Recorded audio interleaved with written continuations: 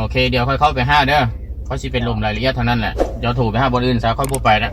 เดี๋ยวจะไปถูกห้าผู้อื่นบ่ต้องมาตัวค่อยนี่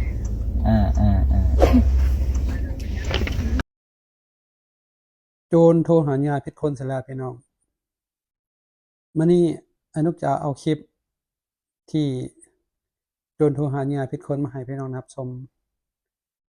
บ่มีคำสิตอบเพราะว่าประชาชนหรือว่าพลเมืองดีเขาเจ้าฮู้จักเขาเจ้าฮู้เรื่องนี้ดีเนาะก็เลยบอกว่าจะโทรผิดคนแล้ว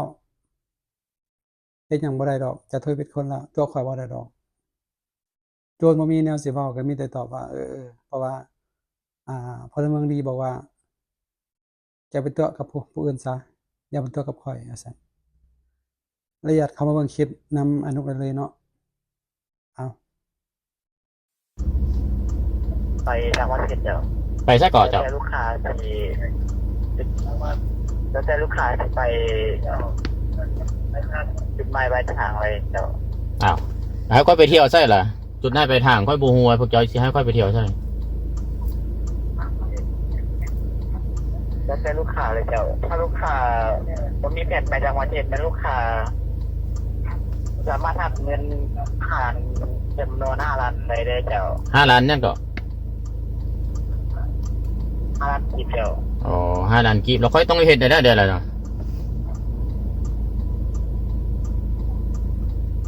ฮัลโหลลูกค้าตรงมาลงที่แบบนี้นะคะเตอ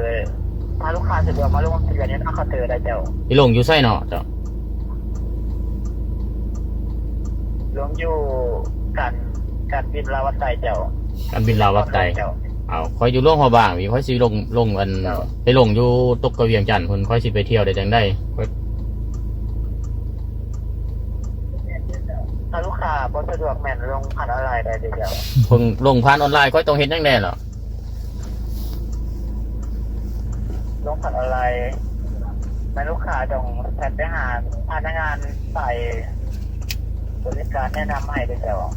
แนะนำเกี่ยวกับหยังค่อยได้ค่อยได้บัตรค่อยได้บัตรท่องเที่ยวนี่เกี่ยวกับข้องในการบินลาวสิวะเจ้าเอาวันนี้ค่อยไปเที่ยวประเทศได้ต้องค่อยเป็นผู้เลือกเอาสิวะเจ้าเราค่อยสิไปลงทะเบียนที่ตกกวัดไตมันค่อยจะร่วมหัวบางพี่จังได้เหรอถ้าลูกค้าแมนมาลงที่หน้าเคาน์เตอร์ได้เจ้าที่หน้าเคาน์เตอร์ใส่ปีรถไฟได้ไหมอ๋อเราค่าเดินทางนี่ค่าเดินทางไปลงทะเบียนนี้ต้องแม่นทางลูกค้าหรือว่าทางบริษัทการบินลาวเป็นผู้อ้องให้ถ้าลูกค้าออกคนเดียวได้เจ้าเอาฉันว่าค่อยได้บัตรท่องเที่ยวฟรีสวัสดีให้พวกค่อยมีค่าใช้จ่าย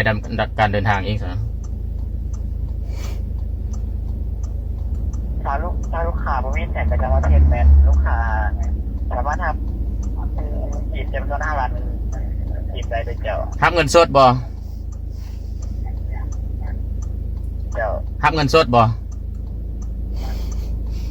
เจ้าค่อยทับอยู่สถานีค่อยทับอยู่การบินลาวล่วงระหว่างได้บ่ได้เจ้ามีแต่สายการบินลาวัดไตเจ้าโอ้สายการบินลาววัดไตอ๋อค่อยอยู่ล่วงระหว่างพี่ค่อยเอาบ่ได้นะต้องไปเอาอยู่วัดไตอย่างเดียวเนาะอยู่เคาน์เตอร์แล้วเนาะทับเงินสดได้บ่ถ้าลูกค้าสะดวกแมนลงทะเบียนที่หน้าเคาน์เตอร์ได้เจ้านั่นแหละค่อยไปลงทะเบียนได้ค่อยต้องทับเงินสดได้แม่นบ่เจ้าอ๋อมื้ออื่นเด้อค่อยเข้าไปเด้อไปลงทะเบียนค่อยทับเงินสดเด้อค่อยบ่ขอไปเที่ยวแหละค่อยบ่มีเงินค่าเดินทางแต่ลูกค้าต้องจดพนักงาน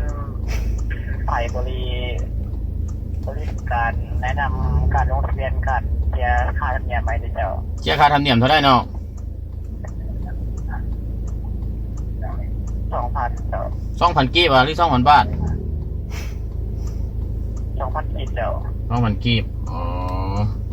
ได้แหละคันได้ลงทะเบียนเสียเงินแล้วค่อยบ่ไปดอกค่อยอยากไปญี่ปุ่นอยู่ตอนนี้ค่อยบ่มีงบสิไปนะค่อยบ่มีงบสิไปเดินทางนะ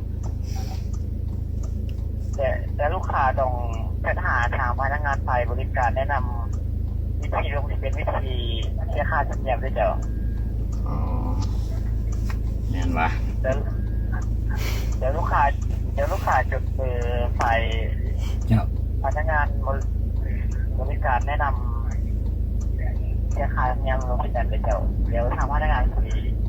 เพื่อให้ลูกค้า แม่นแหละ อ๋ แม่นแหละ อได้แล้วคันมีค่าธรรมเนียม ว่าง ค่าเดินทางเราค่อยบ่ไปเด้อ ว่างบ่ ค่อยบ่ ค่อย ไป เข้า ก็ได้ ไป ยกเลิกให้ผู้อื่นซะปีอะนะค่อยบ่เอาดอก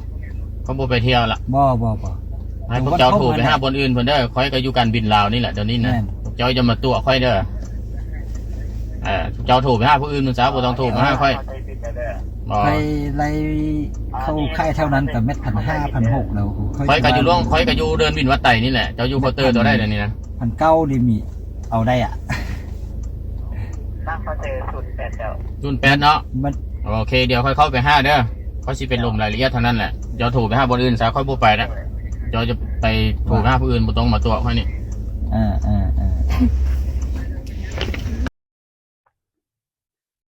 เห็นบ่พี่น้องสุดท้ายจนขนาดแตกเนาะโทรผิดคนซะแล้วได้แต่ถือพลเมืองถือพลเมืองดีสั่งสอนพี่น้องถ้าว่าเห็นเบอร์แปลกๆแอดเองก็เจอบัตรหนึงแต่แอดบ่ได้รับเพราะว่าแอดมีภาระแล้วกลับมาเบิ่งโทรศัพท์ยังเห็นเบอร์แปลกๆโทรเข้าถ้าว่ามีเบอร์แปลกๆโทรเข้าท่านรับก็ได้หรือบ่รับก็ได้ถ้ารับเฮาก็ต้องปฏิเสธเนาะที่แท้ก็บล็อกไปเลยห้ามรับเด็ดขาดห้ามลมมันเนาะแล้วก็อย่าเชื่อฟังมัน เพราะว่าซุมื้อนี้